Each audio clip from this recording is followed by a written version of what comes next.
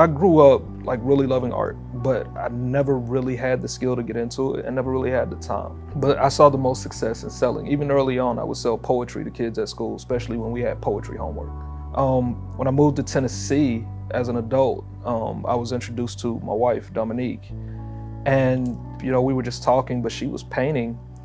And the first thing that popped in my head was, man, you can sell this. So I began selling some of her work after I finally convinced her to do so. That kind of led us, that's what started this journey.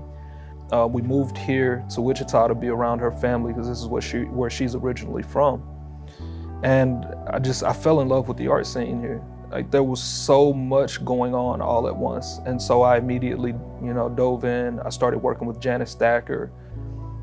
And I began to realize a problem. And the biggest problem was that, especially with Black artists, they're not recognized. You may, every couple years, see where there's kind of that chosen one, but then you don't hear very many names outside of those. And that's when I discovered that Black art makes up less than 2% of the entire art market. And that's with museums and galleries included. Very few art galleries are owned or even have Black people in there actually operating, Black or brown people. So the goal at Mulberry is to provide a platform for artists of color, to provide a space where our artists can walk in and feel like they can actually be a part of the space. We're saying these are the tremendous artists here in this community, and we're even gonna bring in some national, and right now I even have a couple of international artists. So we're bringing artists into this community and we're also showcasing the artists that are already here, and we're just providing a legitimate space for these artists to come and connect.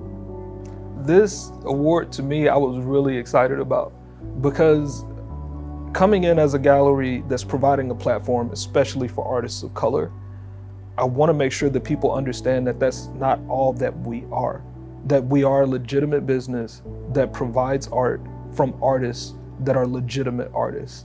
We want you to come in and see what these amazing artists have created. I got Verlene Mahomes on display right now. She's been in this community over 50 years. And I have people that come into the gallery and they've never heard her name. And so providing some legitimacy for that. She's finally up on the walls. I gave her an exhibition where she had like 20 of her pieces on display. She's never had that opportunity, even though she deserved it.